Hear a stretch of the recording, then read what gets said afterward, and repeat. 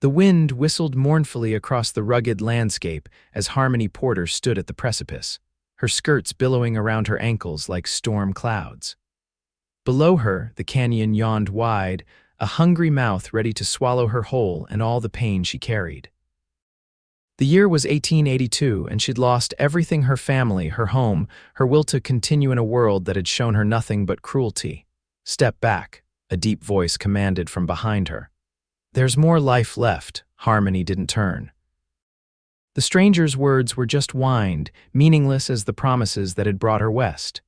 "There's nothing left," she whispered, her voice barely audible above the howling gusts that threatened to push her decision for her. "I beg to differ, madam." The voice drew closer, careful but steady. "Every sunrise brings new chances." Curiosity, that traitorous emotion, made her glance over her shoulder. A tall man stood several paces back, his face shadowed by a wide-brimmed hat, but his stance was unmistakably alert, like a mountain lion poised to spring. Not to attack, she realized with a start, but to save. "You don't know me," Harmony challenged, her fingers clenching into fists at her sides.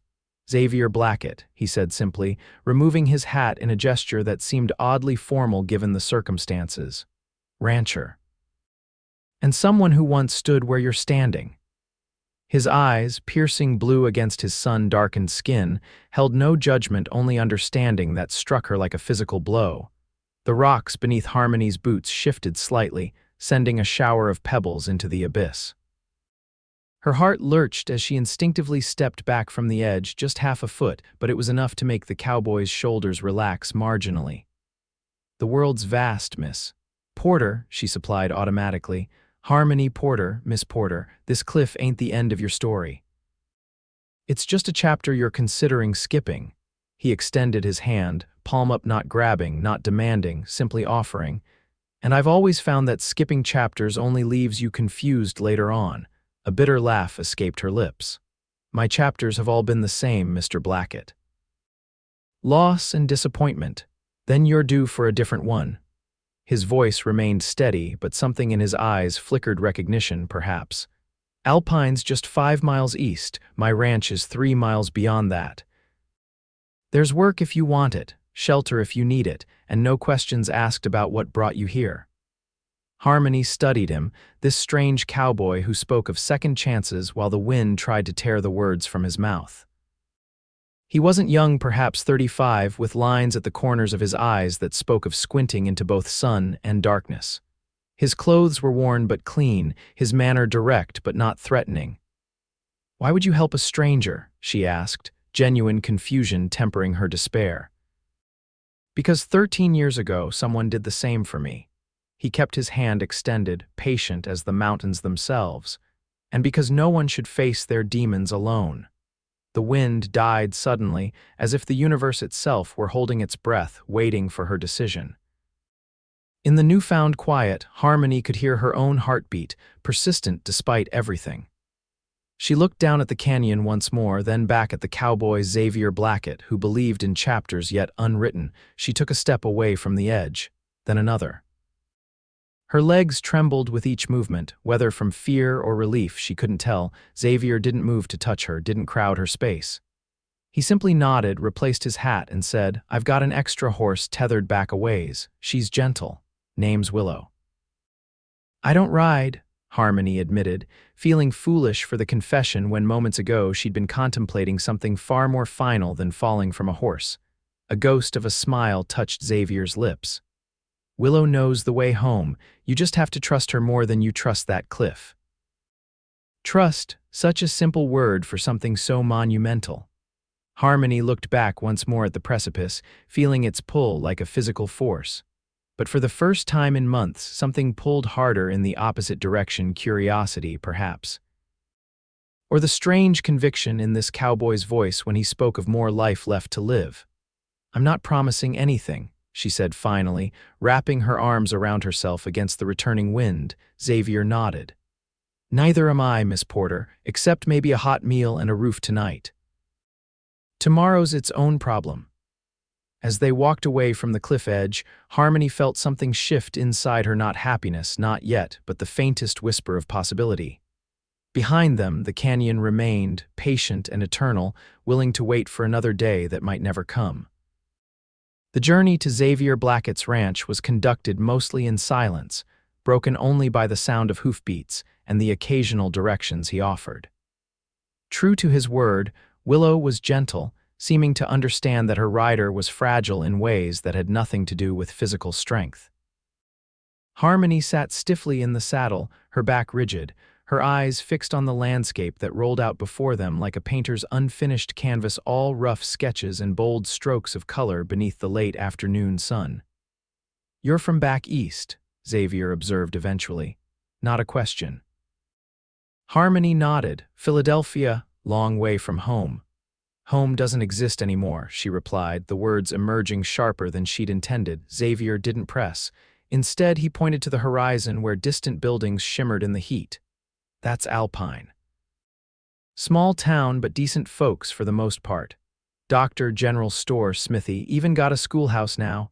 Harmony said nothing. Towns meant people, and people meant questions she wasn't prepared to answer. "We won't stop today," Xavier continued, as if reading her thoughts. "My place is beyond, like I said. You'll meet enough new faces soon enough." Relief loosened some of the tension in her shoulders. "Thank you." They rode on, the sun sliding toward the horizon, painting the scrubland in shades of gold and amber. As they passed Alpine at a distance, Harmony caught glimpses of activity, a wagon rolling down the main street, children playing outside the schoolhouse, women with baskets moving between buildings. "Looks peaceful," she murmured, almost to herself. "Mostly is," Xavier agreed.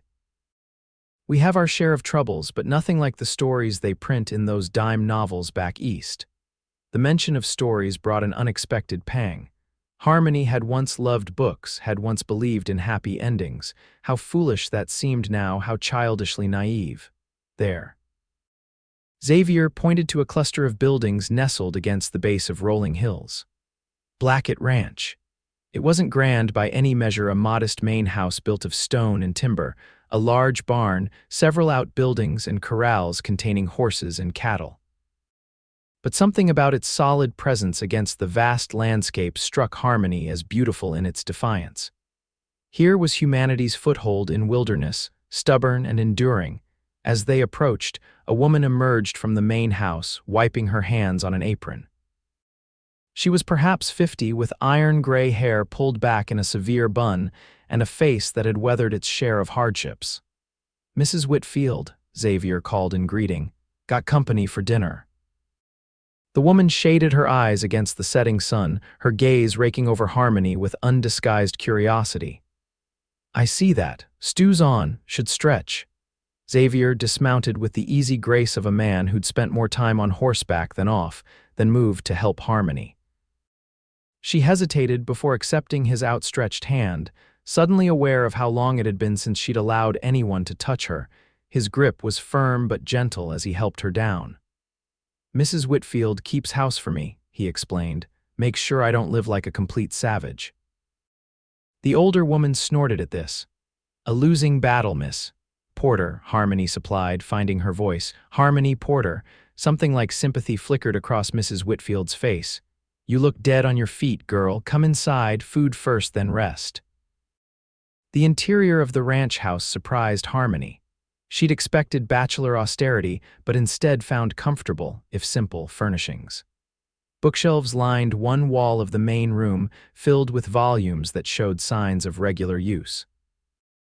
A stone fireplace anchored the space, and windows let in the last of the day's light. "Sit," Mrs. Whitfield instructed, pointing to a wooden table already set for two. "I'll add another bowl." Xavier removed his hat and gun belt, hanging both on pegs near the door with the ease of long habit. "Mrs. Whitfield doesn't believe in wasting time on social niceties when there's work to be done," he explained, a touch of affection in his tone. "I appreciate directness," Harmony replied, lowering herself onto a chair, her body suddenly aware of every mile they'd traveled. "Mrs. Whitfield returned with a third bowl and spoon, then disappeared again into what must have been the kitchen. The aroma of stew filled the air, rich with herbs and promise. "You have questions?" Xavier said, taking his own seat across from her. Harmony met his gaze directly. "Why were you at that cliff today?" It wasn't the question he'd expected. She could tell by the brief surprise that crossed his features before his expression settled back into its usual calm. "Checking fence lines. Got strays that keep finding their way through a break on the north pasture." He paused, "And sometimes I ride that way when I need to think. About what happened to you 13 years ago." The corner of his mouth lifted slightly. "You caught that, did you? You said someone helped you, like you helped me." Xavier's eyes held hers, measuring, considering. "Yes." Before he could elaborate, Mrs. Whitfield returned with a pot of stew and a loaf of bread. She served them without ceremony, then took her own seat. "Eat," she commanded. "Questions can wait until stomachs are full." Harmony hadn't realized how hungry she was until the first spoonful of stew crossed her lips. Heat spread through her body, chasing away some of the numbness that had been her constant companion for weeks. She ate slowly at first, then with increasing urgency as her body demanded more. Mrs. Whitfield nodded in approval. "Good, girl needs meat on her bones." When the edge of hunger had dulled, Harmony became aware of Xavier watching her, his own bowl half finished. There was no judgment in his gaze, only a quiet assessment that made her both uncomfortable and relieved. He wasn't looking at her with pity or with the unwelcome interest she'd encountered from other men. Instead, his eyes held recognition, the look of someone who knew what it was to fall and what it took to rise again. "There's a room at the back," Mrs. Whitfield announced, breaking the silence. "Small but clean. Was meant to be for Xavier's sister when she visited, but she's gone and married a banker in San Antonio." She shook her head as if this were a particularly poor life choice. "You can use it tonight. Tomorrow's soon enough to decide what's next." Harmony set down her spoon. "I don't want charity." "Good," Xavier replied evenly, "because I don't offer it. What I said about work stands. Ranch this size always needs hands inside and out. I don't know anything about ranch work." "Can you learn?" The question hung between them, simple yet profound. Could she learn? Could she build something new from the ashes of her old life? "Yes," Harmony said finally. "I can learn." Mrs. Whitfield nodded once decisively, as if the matter were settled. "I'll show you to your room once you're finished eating. There's a wash basin and clean linens. Might have a nightgown that'll do, though you're taller than most." When dinner was complete, Harmony followed Mrs. Whitfield down a short hallway to a small bedroom. As promised, it was clean and simply furnished with a narrow bed, a chest of drawers, and a table holding a basin and pitcher. "Bathroom's out back," Mrs. Whitfield informed her, lighting a lamp on the bedside table. "Not fancy, but private. There's water heating on the stove if you want to wash properly." "Thank you," Harmony said, feeling the inadequacy of the words, "for all of this." Mrs. Whitfield paused at the door. "Whatever drove you to that cliff edge is your business, but you should know Xavier Blackett is a good man, best I've known. He doesn't make offers lightly." With that cryptic statement, she left, closing the door behind her. Alone for the first time since her encounter with Xavier, Harmony sank onto the edge of the bed. Her hands trembled as reaction set in. Just hours ago, she had been prepared to step into nothingness. Now she sat in a stranger's home, her stomach full, her body exhausted but alive. She moved to the window and pulled back the simple curtain. Night had fallen completely, revealing a sky blazing with stars unlike anything she'd seen in Philadelphia. They seemed close enough to touch, countless pinpricks of light pushing back against the darkness. Somewhere in the house, she heard the low murmur of voices, Xavier and Mrs. Whitfield, perhaps discussing their unexpected guest. Harmony should have felt anxious about being the subject of conversation, but instead found herself oddly comforted by the sound of human voices after so much silence. She washed quickly, grateful for the warm water and clean towel, then changed into the nightgown Mrs. Whitfield had provided. It was indeed too short, ending several inches above her ankles, but the soft cotton felt like luxury against her skin after days in the same travel-worn clothes. As she slipped between the sheets, Harmony realized she hadn't thought about dying in over 2 hours. The realization wasn't dramatic, no sudden desire to embrace life had miraculously bloomed in her chest, but something had shifted, however, slightly. Perhaps it was simply that curiosity Xavier had awakened, the faint but undeniable desire to see what the next chapter might hold. Sleep claimed her swiftly, deeper than any she'd known in months, dreamless and healing. Dawn broke with the sound of movement boots on wooden floors, the clang of a cook's stove, the distant lowing of cattle. Harmony woke disoriented, momentarily forgetting where she was until memory returned in a rush that left her breathless. The cliff, the cowboy, the choice to step back. She dressed quickly in yesterday's clothes, grimacing at their state. After smoothing her hair as best she could without proper tools, she made her way toward the sounds of activity, following the smell of coffee and something sweet baking. The kitchen was warm and filled with morning light. Mrs. Whitfield stood at the stove, turning what appeared to be flapjacks in a heavy iron skillet. "Thought you might sleep till noon," the older woman commented without turning. "Coffee's hot, cups in the cabinet to your right." "Thank you." Harmony found a mug and poured herself coffee, the rich aroma making her mouth water. "Is Mr. Blackett already out?" "Left at first light. Ranch doesn't run itself." Mrs. Whitfield transferred the flapjacks to a plate and set it on the table. "Sit, eat. Then we'll see about finding you some proper clothes. Can't have you working in that city getup." Harmony glanced down at her travel-stained dress. It had once been fashionable, though not ostentatious. Now it was simply impractical. "I don't want to impose further," she began, Mrs. Whitfield waved a dismissive hand. "Got trunks of things from Xavier's mother and sister. Something will fit well enough until you can get your own." As they ate, Harmony gathered her courage to ask the question that had been nagging at her since the previous day. "Mrs. Whitfield, what happened to Mr. Blackett 13 years ago?" The older woman's hands stilled momentarily. "That's his story to tell if he chooses." "Of course, I shouldn't have asked." Mrs. Whitfield studied her thoughtfully.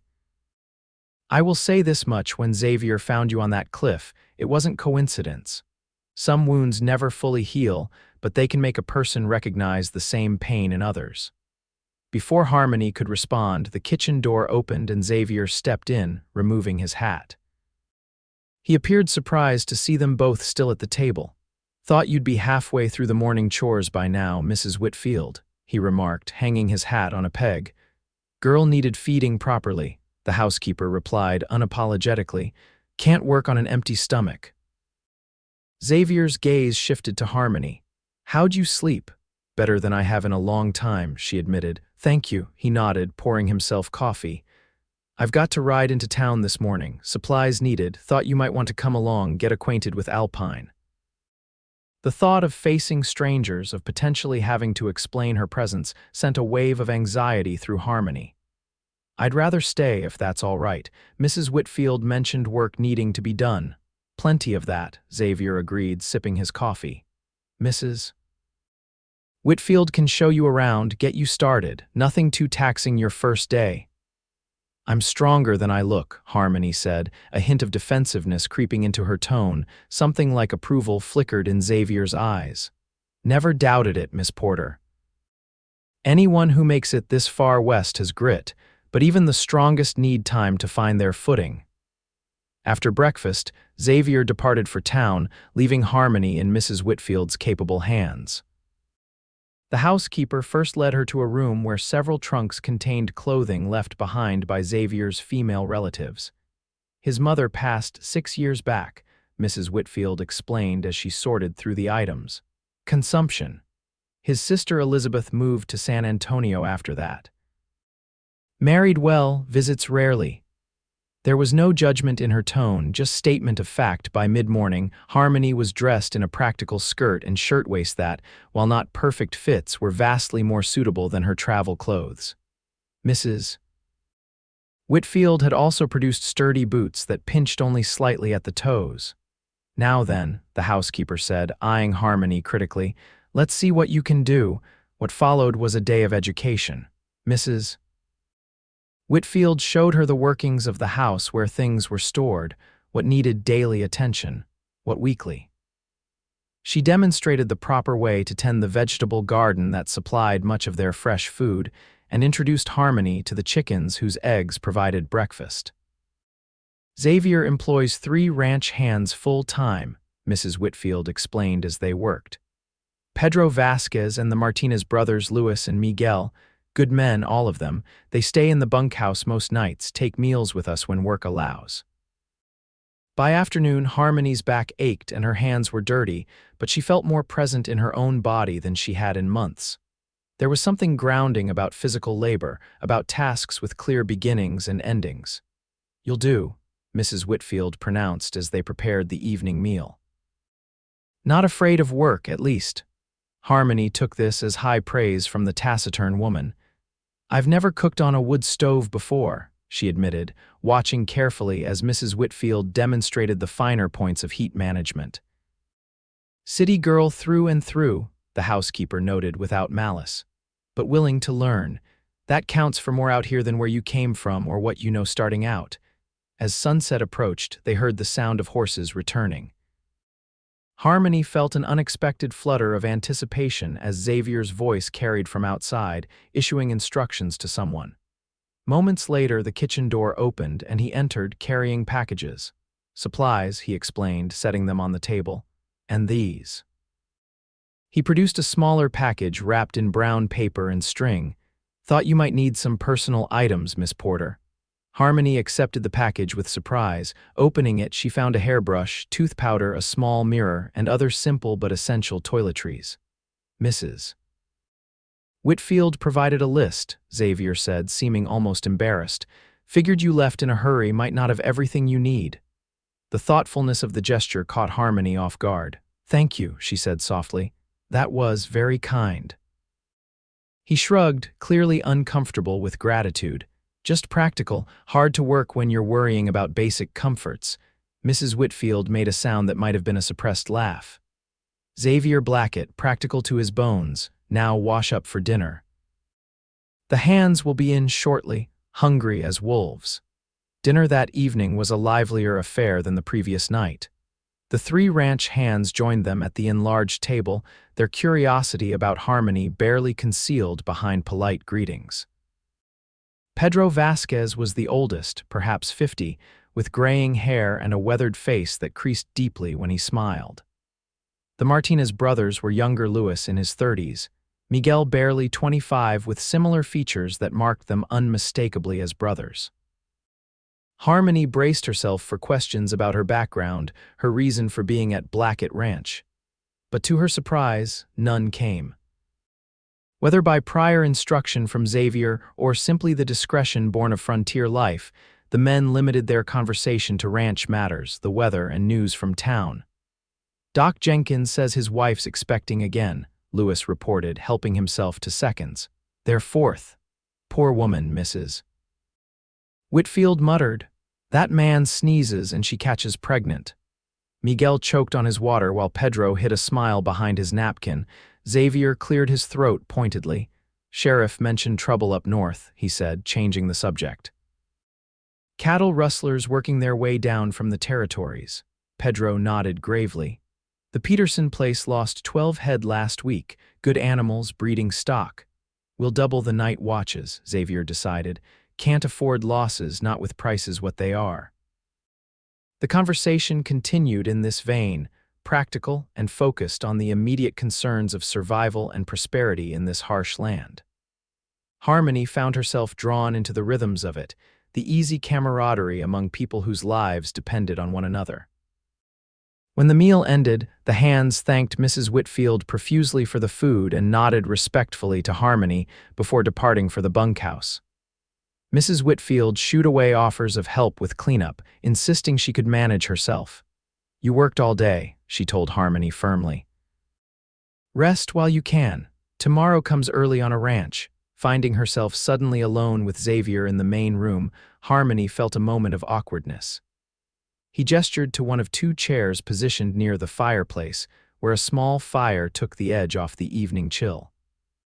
"Mind if we talk a bit, Miss Porter?" She settled into the offered chair, folding her hands in her lap.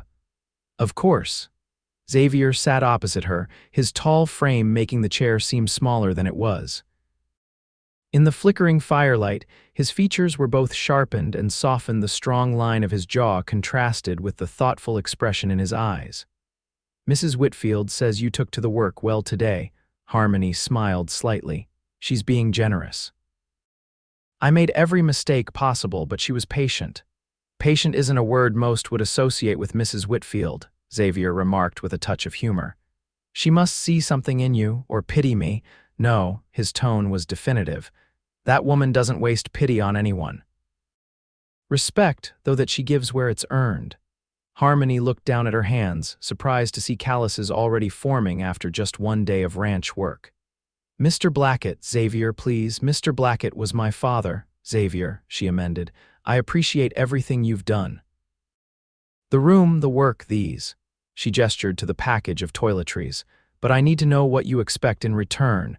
His expression shifted to one of surprise, then understanding.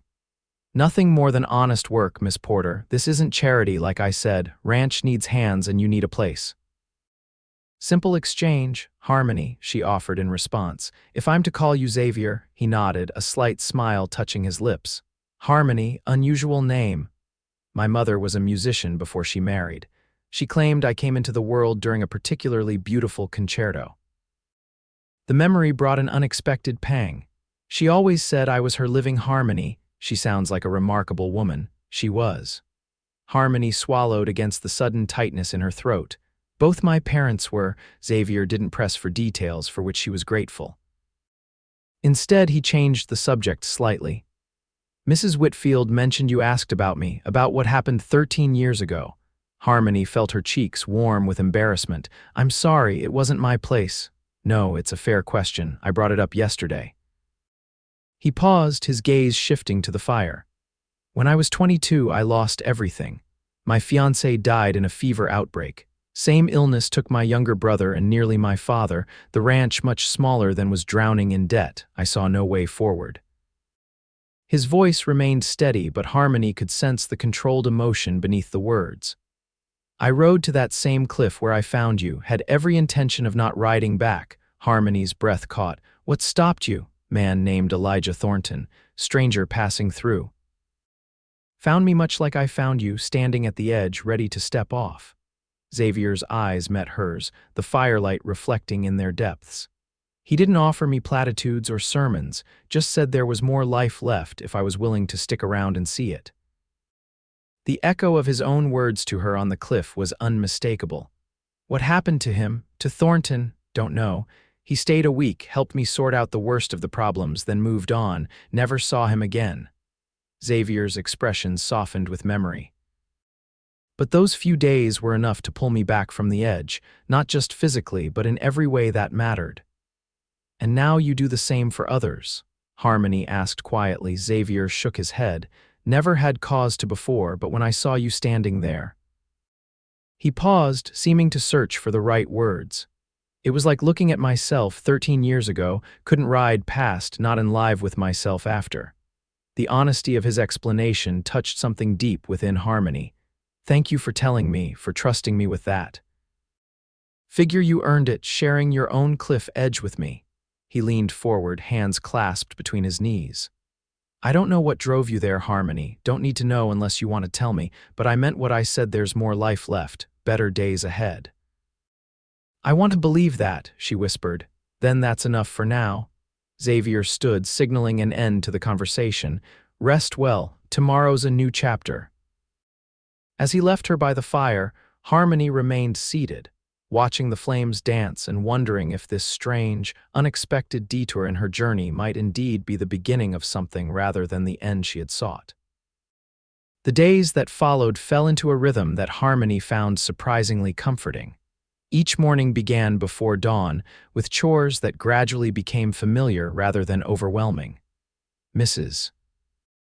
Whitfield proved to be a demanding but fair teacher, showing Harmony the domestic skills she'd never needed in her previous life: how to make bread that rose properly in the temperamental ranch oven, how to preserve vegetables from the garden for the coming winter months, how to manage laundry for a household of hard-working men.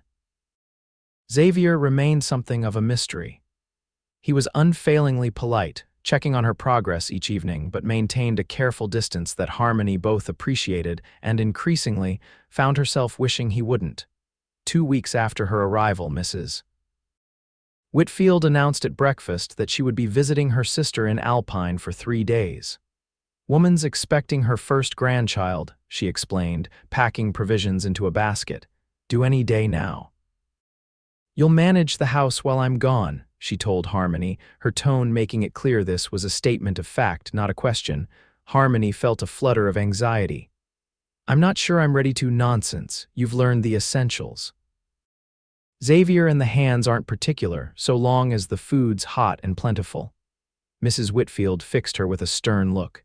Besides, it's time you stood on your own 2 feet here, can't hide behind my skirts forever. The blunt assessment stung, but Harmony recognized the truth in it. She had been using Mrs. Whitfield's constant presence as a buffer, avoiding deeper conversations with Xavier or the ranch hands, limiting her integration into this new life. I'll do my best, she promised. Xavier drove Mrs. Whitfield to town in the wagon, returning mid-afternoon with supplies and mail. Harmony was in the kitchen, wrestling with preparations for the evening meal when he entered. Something smells good, he remarked, setting a package on the table. Harmony wiped her hands on her apron, aware of a smudge of flour on her cheek. Beef stew, at least that's the intention. Mrs. Whitfield makes it look much easier. Xavier smiled, a genuine expression that transformed his usually serious face. I'm sure it will be fine. Brought you something from town. He pushed the package toward her. Inside, Harmony found 3 books, a volume of poetry by Whitman, a novel by Mark Twain, and a 3rd book about botany of the Southwest. Noticed you eyeing the bookshelf in the evenings, Xavier explained. Thought you might enjoy some reading of your own choosing. The thoughtfulness of the gesture caught Harmony off guard. Thank you, she said softly. I've always loved books. My father. She paused, surprised at herself for raising the subject of her family. My father had an extensive library. Some of my happiest memories are of him reading to me as a child. Xavier leaned against the door frame, his posture relaxed. What brought you west, Harmony, if you don't mind my asking? The question hung between them, inevitable yet still startling in its directness. Harmony considered deflecting, as she had each time the subject of her past arose, but something in Xavier's steady gaze made prevarication seem futile. Loss, she said finally, turning back to the stove to hide the emotion that threatened to overwhelm her. My parents died 6 months ago. Influenza. It swept through our neighborhood in Philadelphia, took half the families on our street. I'm sorry, Xavier said simply. They left debts I couldn't pay. The house, everything in it, had to be sold. Harmony stirred the stew mechanically, focusing on the simple motion to maintain her composure. A distant cousin in Denver offered me a place to stay. I used what little money remained for the journey west. But you never reached Denver, Harmony shook her head. My cousin's husband met me at the station, made it immediately clear what kind of position they had in mind for me. Her voice hardened at the memory. I left that night, had enough money for a ticket south, then walked until I couldn't anymore. Xavier was silent for a long moment. Until you found yourself at the edge of that cliff. Yes, Harmony finally turned to face him. Everything I was, everything I knew how to be was gone. I couldn't see a path forward. And now, his question was gentle but direct. Now I'm learning new ways to be, she answered honestly. Day by day, Xavier nodded, seeming to understand all she wasn't saying. That's all any of us can do. He straightened, preparing to leave. I'll tell the hands dinner's at the usual time. Xavier, Harmony called as he reached the door. When he turned, she continued, thank you. Not just for the books, but for seeing something in me worth saving that day. His expression softened in a way that made her heart beat faster. What I saw was someone whose story wasn't finished yet. I'm glad you decided to keep writing it.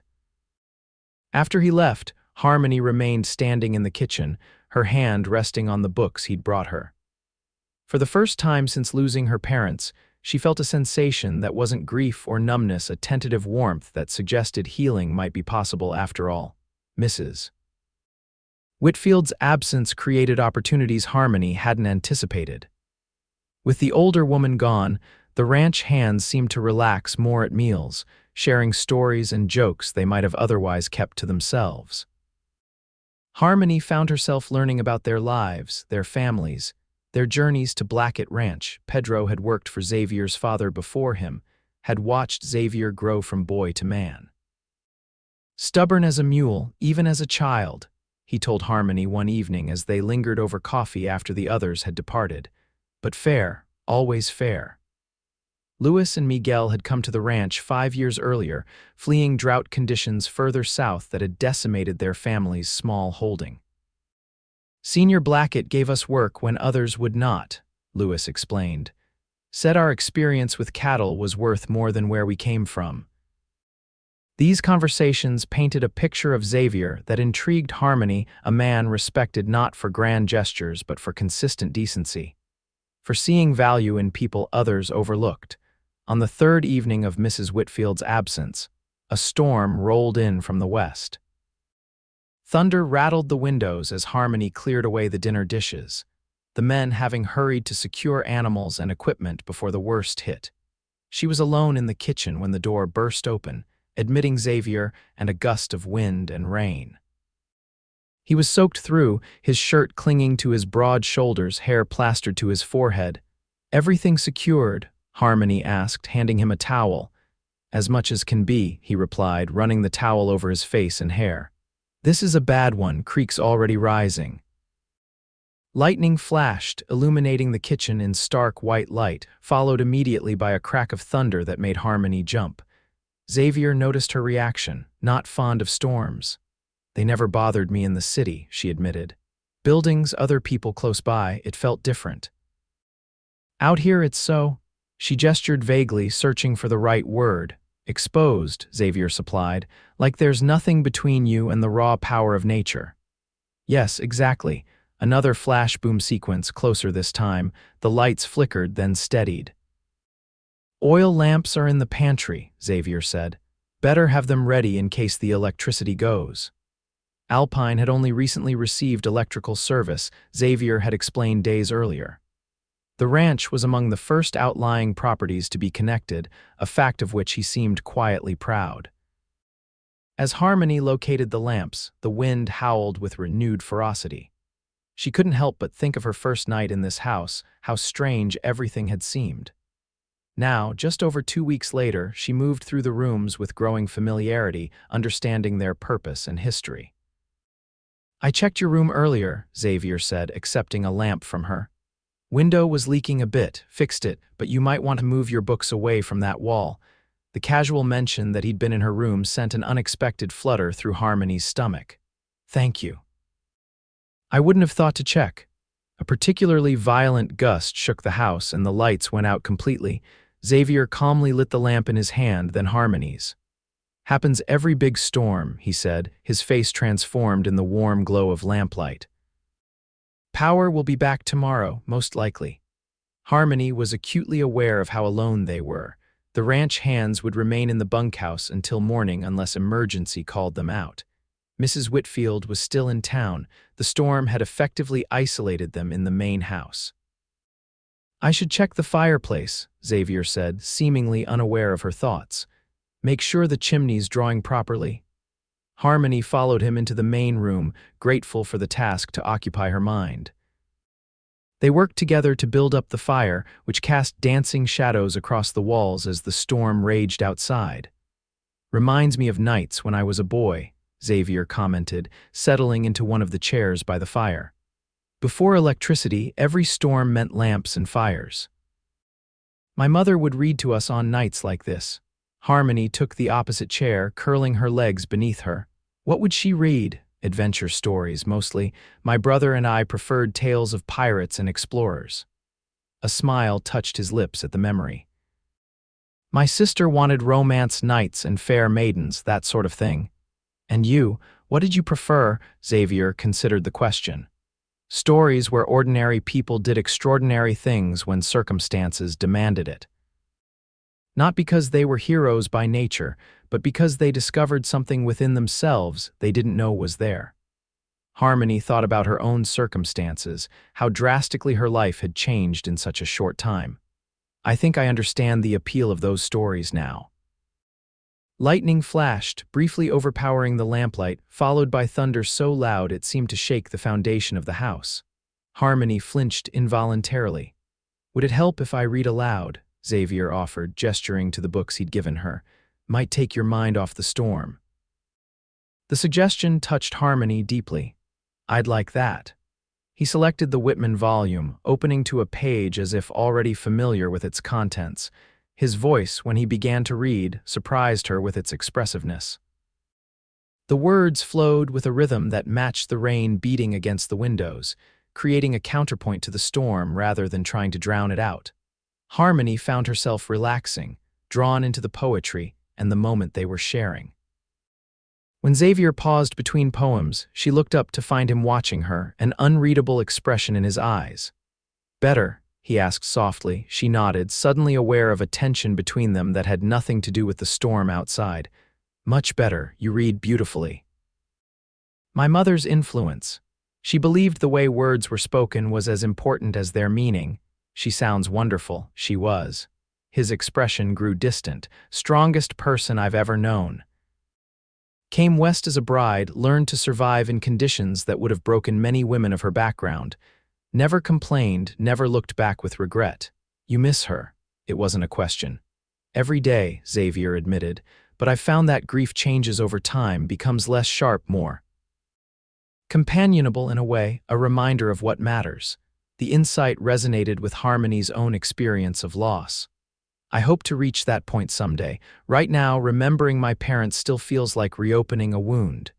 It will change, Xavier assured her. Not quickly and not in a straight line, but it will change. Another lightning strike, but the thunder that followed seemed slightly more distant. The storm was moving on. May I ask you something personal? Harmony ventured. Xavier nodded, his expression open. Why have you never married? After your fiancé, I mean, it's been 13 years. The question didn't seem to surprise or offend him. Several reasons, I suppose. The ranch consumed most of my energy in those early years after my father's death. Building it into something sustainable took everything I had. He paused, considering his next words carefully. And perhaps I was waiting for something I couldn't quite define, a connection that would make the risk worthwhile again. His gaze held hers across the space between their chairs, and Harmony felt something shift between them, a recognition, a possibility neither had voiced but both were beginning to acknowledge. And you, Xavier asked, was there someone in Philadelphia? No, Harmony answered honestly. There were suitors, men my parents approved of, but no one who. She searched for the right words, no one who made me feel seen rather than just observed. Xavier nodded slowly, understanding in his eyes. That's a rare thing. Yes, she agreed softly, I think it is. The storm continued to recede, leaving behind a gentle rainfall that pattered against the roof. The crisis had passed, but neither made a move to end their conversation. What will you do when Mrs. Whitfield returns? Xavier asked, his tone casual despite the weight of the question. Continue working, I hope, Harmony replied, if you still have need of my help. The ranch always needs capable hands. Is that all I am? The words escaped before Harmony could consider their implications, surprising herself as much as Xavier. His expression shifted, the careful neutrality giving way to something more vulnerable. No, he said simply. That's not all you are, Harmony. The sound of her name on his lips sent a tremor through her that had nothing to do with thunder. In that moment, she realized how far she had come from the desperate woman on the cliff edge, not just physically, but emotionally. She was beginning to want things again, to imagine futures beyond mere survival. It's late, Xavier said finally, though he made no move to rise. The storm's passing. Yes, Harmony agreed, equally reluctant to end the moment. When they did eventually part at the hallway that led to their respective rooms, Xavier paused. Thank you for the conversation. It's been a long time since I've shared an evening like this. For me as well, Harmony admitted. He hesitated, then reached out slowly, giving her time to withdraw if she wished. When she remained still, he brushed a strand of hair from her face with a gentleness that made her breath catch. Good night, Harmony. Good night, Xavier. In her room, Harmony stood at the window watching the retreating storm, her fingertips touching the spot where Xavier's hand had brushed her cheek. Something was beginning between them, something tentative and fragile, but undeniably real. For the first time since arriving at Blackett Ranch, she allowed herself to imagine staying not just out of necessity, but by choice. Not just as an employee, but as something more. The thought should have frightened her with its implications, but instead brought a sense of possibility that felt like the first breath after being too long underwater. Outside, the last rumbles of thunder faded into silence, leaving behind a world washed clean and ready for morning. Mrs. Whitfield returned the following day, bringing news of her sister's healthy new grandson and sharp observations about changes in the household during her absence. Though she said nothing directly, her knowing glances between Xavier and Harmony suggested she missed little. "Place is still standing, at least," she remarked as she unpacked her things. "And you've not poisoned anyone with your cooking, which is more than I expected." From Mrs. Whitfield, this constituted high praise. Harmony accepted it with a smile, aware that her relationship with the older woman had shifted subtly from teacher and student to something approaching colleagues, if not quite friends. Life at the ranch continued its steady rhythm through the weeks that followed, but with subtle differences that only someone looking closely might notice. Xavier found more reasons to be in the house during the day. Harmony volunteered for tasks that took her to the barns or corrals where he worked. Their conversations, once limited to practical matters, expanded to include books they'd read, memories they were finally willing to share, hopes for the ranch's future. One morning in late August, Xavier announced at breakfast that he needed to ride the northern boundary. "There have been reports of trouble again. Peterson lost more cattle last night. Those rustlers are getting bold," Pedro commented, shaking his head, "striking so close to town." "Too bold," Xavier agreed grimly. "Sheriff's forming a group to track them." "I told him I'd check our fences, make sure everything's secure." "I'll come with you," Lewis offered. Xavier shook his head. "Need you and Miguel to finish the new corral. I'll take Pedro." He hesitated, then glanced at Harmony. "Would you like to come along? Might do you good to see more of the property." The invitation surprised everyone at the table, not least Harmony herself. She had learned to ride during her weeks at the ranch, but had never ventured far from the main buildings. "I'd like that," she said, ignoring Mrs. Whitfield's raised eyebrow. They set out an hour later, Harmony now comfortable enough on horseback to maintain a steady pace between Xavier and Pedro. The landscape opened before them as they rode north, rolling hills giving way to more rugged terrain, scrubland dotted with juniper and mesquite. The August sun beat down mercilessly, but a steady breeze made the heat bearable. "How big is the ranch?" Harmony asked as they paused to rest the horses near a small creek. "Just over 2,000 acres, Xavier replied. "Small by Texas standards, but good land for the most part. Water year-round on the southern section, decent grazing on the north and east." Pedro, who had dismounted to check his horse's shoe, looked up with a smile. "Was half that size when Xavier took over. Built it acre by acre, year by year." Xavier's expression suggested embarrassment at the praise. "Had good help," he said simply. They continued their ride, checking fence lines and water sources. Xavier explained the operation of the ranch as they went, how the cattle were rotated between pastures to prevent overgrazing, which areas were reserved for hay production, where natural predators like wolves and mountain lions still posed threats to livestock. Harmony absorbed it all with genuine interest. The complexity of ranch management surprised her. It required not just physical strength but strategic thinking and intimate knowledge of the land and its rhythms. "You love this place," she observed as they crested a hill that offered a panoramic view of Blackett Ranch spreading out below them. Xavier nodded, his eyes scanning the horizon. "It's not just land to me, it's continuity. My grandfather broke the first soil here, my father expanded it, now I'm its caretaker." He glanced at her. "There's meaning in that, in being part of something larger than yourself." "I understand," Harmony said softly. "I felt that way about my father's business, a publishing house in Philadelphia. Small but respected, I grew up among books and ideas, watching him build something of value."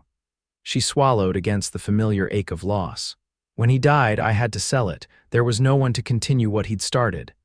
Xavier's expression reflected understanding rather than pity. What would you have done if circumstances had been different? Would you have taken over the business? The question gave Harmony pause. No one had ever asked what she might have wanted, only assumed her future would involve marriage and children, not a career of her own. Yes, she said finally, surprised at her own certainty. I would have. I loved everything about it, the selection of manuscripts, working with authors, even the practical aspects of printing and binding. My father taught me all of it, though I think even he assumed I would eventually turn to more appropriate female pursuits. You miss it. Xavier's perception was acute. I do, more than I've allowed myself to acknowledge. Pedro, who had ridden ahead, suddenly raised his hand in a signal to stop. He pointed toward a break in the fence line some 50 yards ahead, where fresh hoofprints were visible in the soft earth. Xavier's expression hardened as he dismounted to examine the tracks. At least 3 horses, he concluded after a moment. Passed through here within the last day, most likely. Pedro nodded grimly, heading south toward our prime grazing land. Xavier stood, brushing dirt from his hands. We'll need to alert the sheriff, then gather the hands for a full count of the herd. He turned to Harmony. I'm sorry, but we need to cut our ride short. Of course, she agreed, understanding the seriousness of the situation. They rode back to the ranch at a faster pace, the easy conversation of earlier replaced by focused vigilance. Xavier sent Pedro ahead to begin organizing the cattle count while he escorted Harmony back to the main house. Will you join the sheriff's group? She asked as they approached the buildings. Xavier nodded, his expression grim. Have to. These rustlers are becoming too bold, too organized. If we don't stop them now, they'll strip every ranch in the county bare. Harmony felt a chill despite the August heat. Be careful. His expression softened momentarily. I will. He hesitated, then added, Harmony, about today I enjoyed showing you the ranch. I enjoyed seeing it, she replied simply. Thank you for including me. Something unspoken passed between them, a recognition of deepening connection despite the interruption of their day. Then Xavier's expression shifted back to the focused rancher, his mind already on the challenges ahead. Stay close to the house until we know more, he instructed as he helped her dismount. These men are desperate, and desperate men do foolish things. The next 24 hours passed in tense activity. Xavier and the hands completed their count, confirming that no Blackett cattle had been taken yet. The sheriff arrived with 3 deputies, conferring with Xavier and other local ranchers who had gathered at the main house, Harmony and Mrs. Whitfield kept coffee brewing and food available as the men planned their response. It was decided that a group would set out at first light, following the tracks from the northern boundary in hopes of catching the rustlers before they struck again. You'll be careful, Mrs. Whitfield said to Xavier as he prepared to turn in for a few hours of rest before dawn. It wasn't a question but a command. Always am, he replied, with a quick glance toward Harmony that suggested his caution might have additional motivation beyond self-preservation. When morning came, Harmony rose early to help prepare provisions for the tracking party. Xavier found her in the kitchen, packing bread, dried meat, and other supplies that would sustain the men during what might be several days of pursuit. You didn't have to get up, he said, leaning against the doorframe in what had become a familiar posture. Harmony continued her work, not trusting herself to look directly at him. I wanted to help. Xavier crossed the room to stand beside her, close enough that she could feel the warmth of him in the pre-dawn chill. Harmony, his voice was low, meant for her alone. I'll come back. She finally met his gaze, struck by the intensity there. I'll hold you to that, Xavier Blackett. He reached for her hand, his calloused fingers enveloping hers. When I return, there are things I want to say to you, things I should have said already. Harmony's heart quickened. I'll be here to listen. A commotion outside, horses arriving, men calling to one another broke the moment. Xavier squeezed her hand once, then released it, his expression shifting back to the determined rancher preparing to defend his livelihood. Be safe, Harmony said as he gathered the provisions she'd prepared. Count on it, he replied, his eyes conveying promises his words didn't yet articulate. The tracking party departed as the first light of dawn broke over the eastern hills. Harmony watched from the porch until the riders disappeared from view, then turned back to the house and the long wait ahead. 3 days passed with no word from Xavier and the others. Harmony tried to focus on her work, but worry gnawed at her constantly. Mrs. Whitfield, normally taciturn about personal matters, seemed to sense her concern. "Xavier knows this land better than anyone," the older woman assured her as they worked in the garden on the third afternoon. "And he has more reason than most to come back safe." Harmony looked up sharply.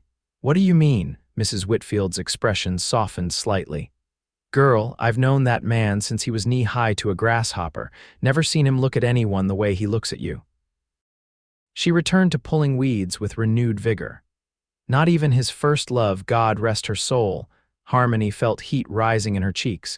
"We've hardly spoken of anything like that." "Some things don't need speaking to be true," Mrs. Whitfield replied with the certainty of long experience. "Now pass me that basket before these tomatoes rot on the vine while we chat." That evening, as sunset painted the western sky in shades of amber and gold, the sound of approaching horses brought both women rushing to the porch. Harmony's heart leapt at the sight of Xavier riding at the head of the returning party, dusty and tired but upright and whole. The sheriff and his men continued on to town after brief farewells, while Xavier and the ranch hands returned to Blackett property. Harmony waited on the porch, trying to contain her relief within the bounds of propriety as Xavier dismounted and handed his horse to Miguel. "Successful?" Mrs. Whitfield called from beside Harmony. Xavier nodded, fatigue evident in every line of his body as he approached the house. "Caught them trying to move a herd across the border. 5 men, all in custody now. Anyone hurt?" Harmony couldn't keep the concern from her voice. "Minor injuries only. Lewis took a graze to the arm, but the doctor in town already looked at it." Xavier's eyes held hers, conveying a private message of reassurance. "Everyone's home safe." Mrs. Whitfield nodded in satisfaction. "Good, now get cleaned up, all of you. Dinner in an hour." As the men dispersed to wash away the dust of their journey, Xavier lingered on the porch. "Walk with me a moment," he asked Harmony quietly. She nodded, following him away from the house toward a stand of cottonwood trees that provided rare shade on the property. Once they were beyond earshot of the buildings, Xavier stopped, turning to face her. "I've been thinking about what I wanted to say to you," he began, his usual confidence tempered with uncharacteristic uncertainty. "About what I want, what I hope for." Harmony's heart thundered in her chest. "And what is that, Xavier?" "When I found you on that cliff edge, I acted on instinct, the same instinct that made me ride after cattle rustlers or fix a leaking roof." His eyes never left hers as he continued. "But what's grown between us since then isn't about rescue or obligation, it's about choice. About seeing someone clearly and choosing them every day." He took her hands in his touch gentle despite the strength she knew those hands possessed. "I choose you, Harmony Porter, not because you needed saving, but because knowing you has made me want to be a better man. Because you've brought harmony, true to your name, to a life I didn't realize was discordant until you entered it." Tears pricked at Harmony's eyes, not of sadness but of overwhelming emotion. "I was ready to end my life the day we met. I couldn't imagine a future worth living." She squeezed his hands. "Now I can't imagine a future without you in it." Xavier's smile transformed his face, erasing the weariness of the past days. "Then we're in agreement." "It appears we are," Harmony replied, her own smile breaking through like sunshine after storm. With deliberate care, Xavier drew her closer. "May I kiss you, Harmony Porter?" "I wish you would, Xavier Blackett." Their first kiss was gentle, a question and answer, a promise exchanged without words. When they parted, Xavier kept his arms around her, as if afraid she might disappear if he let go completely. "I don't want to rush you," he said softly. "We can take this as slowly as you need." Harmony looked up at him, this man who had literally and figuratively pulled her back from the edge of despair. "I've lost enough time to grief and fear, Xavier. I don't want to waste any more," he nodded, understanding in his eyes. "Then we won't." They walked back to the house hand in hand, both aware that this simple gesture would announce to everyone what had changed between them. Mrs. Whitfield, observing their approach from the kitchen window, merely nodded to herself with the satisfaction of someone seeing confirmation of what they already knew to be true. The weeks that followed brought a transformation to Blackett Ranch that went beyond the changing season. Xavier and Harmony's relationship blossomed openly, with the blessing of Mrs. Whitfield and the barely concealed delight of the ranch hands, who had all grown fond of Harmony during her months on the property. September gave way to October, bringing cooler temperatures and the ranch's busiest season as cattle were prepared for market and winter preparations began in earnest. Harmony found herself fully integrated into ranch operations now, no longer just helping with household duties but involved in planning discussions and decision-making alongside Xavier. "You have a good head for business," he remarked one evening as they reviewed the ranch's accounts together. "Better than mine, if I'm honest," Harmony smiled, thinking of her father's patient lessons in the publishing house's small office. "Different experience, that's all. You understand cattle and land values better than I ever could." "We make a good team," Xavier observed, his hand covering hers on the account book. "Yes," she agreed softly. "We do." It was on a crisp November morning, with the first hint of winter in the air, that Xavier proposed formally. He'd taken Harmony riding to a hilltop overlooking the entire ranch, now dressed in the muted colors of autumn. "First time I brought you this way, you asked if I loved this place," he reminded her as they stood gazing out over the landscape. "I told you it was about continuity, about being part of something larger than myself." Harmony nodded, remembering that day clearly how it had marked a turning point in their relationship, just before the rustler incident had forced Xavier to articulate his feelings more directly. "What I didn't say then," he continued, turning to face her, "is that continuity needs a future as well as a past. This land, this life, it only has meaning if there's someone to share it with, someone to build for." He reached into his pocket and withdrew a small box that Harmony recognized as having belonged to his mother. "This was hers," he said, opening it to reveal a simple gold band set with a small but perfect diamond. "My father gave it to her when they decided to stake their claim here, to build a life where others saw only hardship and challenge." Xavier took Harmony's hand, his eyes never leaving hers. "Harmony Porter, would you do me the honor of becoming my wife? Of joining your story with mine, your future with this land." Tears filled Harmony's eyes, but they were tears of joy, not the despair that had once led her to a cliff's edge. "Yes," she whispered, then more strongly, "Yes, Xavier, with all my heart." As he slipped the ring onto her finger, Harmony marveled at the journey that had brought her to this moment, from the depths of grief and hopelessness to the heights of love and possibility. The ring caught the morning sunlight, sending prisms of color dancing across their joined hands. "It's perfect," she said, admiring how the simple band seemed to belong on her finger, as if it had been waiting for her all along. "Like you," Xavier replied, drawing her into his arms. "Perfect for me, perfect for this life." They were married in Alpine's small church 2 weeks before Christmas, with Mrs. Whitfield, the ranch hands, and a handful of townspeople as witnesses. Harmony wore a dress of deep blue velvet that Mrs. Whitfield and the doctor's wife had helped her make, while Xavier looked uncommonly handsome in a new suit ordered from San Antonio for the occasion. The ceremony was simple, but heartfelt. When the minister pronounced them husband and wife, Xavier kissed Harmony with a tenderness that brought tears to even Mrs. Whitfield's stoic eyes. The celebration afterward, held at the ranch house, lasted well into the evening. As guests began to depart, Xavier found Harmony standing on the porch, gazing up at stars that seemed to have multiplied for the occasion, brilliant against the velvet darkness of the winter sky. "Happy, Mrs. Blackett?" he asked, wrapping an arm around her shoulders. The name still sent a thrill through her. "More than I ever thought possible," she admitted, leaning into his warmth.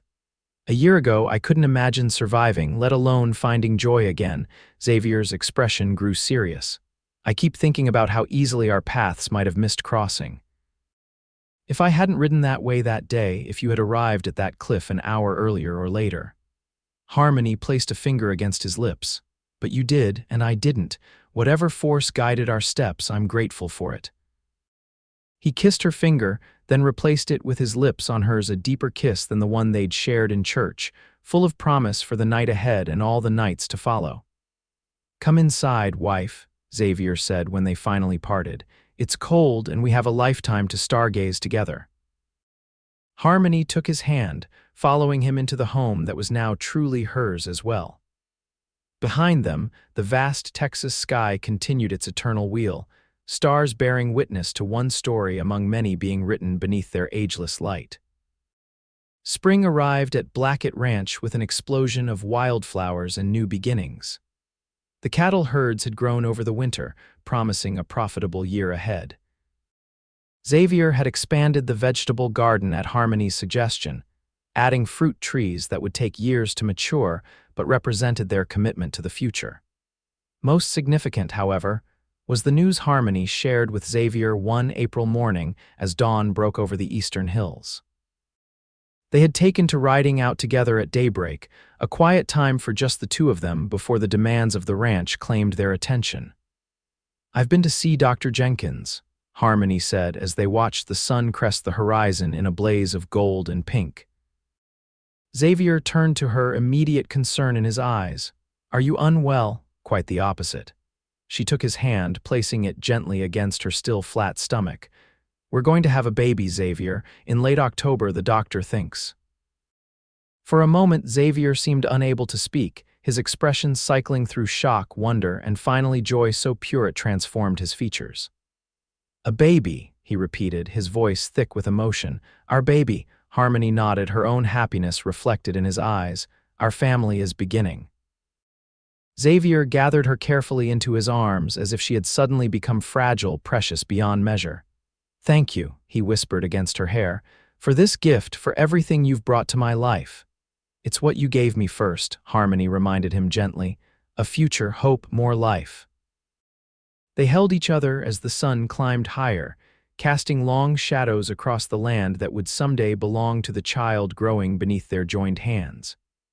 A legacy not just of property but of resilience, of love found in the most unexpected circumstances. "We should head back," Xavier said eventually. "Tell Mrs. Whitfield she'll be insufferable with excitement." Harmony laughed, imagining the housekeeper's reaction.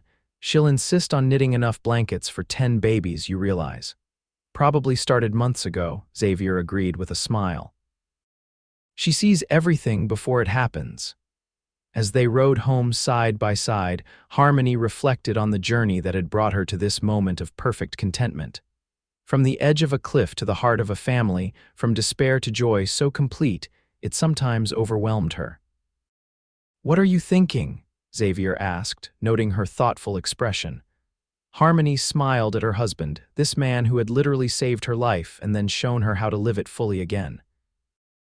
"I'm thinking that sometimes the darkest moments lead us exactly where we need to be, though we can't see it at the time." "Wise words, Mrs. Blackett," Xavier replied, his eyes crinkling at the corners in the way she loved. "And worth remembering through whatever challenges lie ahead." "We'll face them together," Harmony said with certainty born of the past year's experiences. "All 3 of us." Their son, James Elijah Blackett, was born on a crisp October evening as the first stars appeared in the darkening sky. He had Xavier's blue eyes and Harmony's determined chin, a perfect blend of his parents' features that Mrs. Whitfield declared entirely suitable. The years that followed brought changes to Blackett Ranch: expansion of the herds, modernization of equipment, the addition of new buildings as prosperity allowed. Alpine grew as well, the railroad bringing increased commerce and new residents to the once isolated community. James was joined by a sister, Elizabeth Hope, 3 years later, and eventually a younger brother, William Thomas, completing their family. The children grew strong in the clean Texas air, learning the ways of the ranch alongside their other studies, which Harmony supervised with the thoroughness inherited from her scholarly father. On James's 10th birthday, Xavier took his son to the northern boundary of their property, to the cliff where he had first met Harmony. The boy listened with wide eyes as his father recounted the story, not sparing the truth of his mother's despair or the chance nature of their meeting, but emphasizing the courage it had taken for Harmony to choose life, to begin again in a strange place among unfamiliar people. Sometimes the bravest thing a person can do is simply take another step forward, Xavier explained to his son. Remember that, James. Every life has its moments at the edge. What matters is whether you step back and keep going. The lesson took root in the boy's heart, as it had in his mother's years before.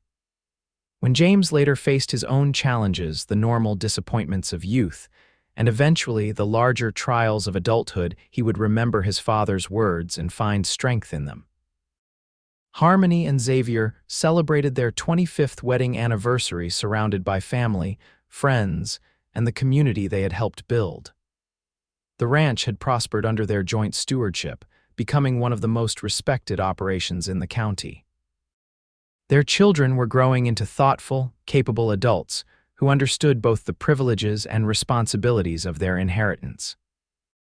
On the evening of the celebration, after guests had departed and the younger children were asleep, Xavier found Harmony on the porch where they had so often stood together over the years, watching the stars emerge. 25 years, he marveled, settling beside her on the bench they had added when sitting on the steps became less appealing to aging bones. Sometimes it seems like yesterday that I found you on that cliff edge. And sometimes it feels like another lifetime entirely, Harmony replied, resting her head against his shoulder, a familiar gesture worn smooth with repetition.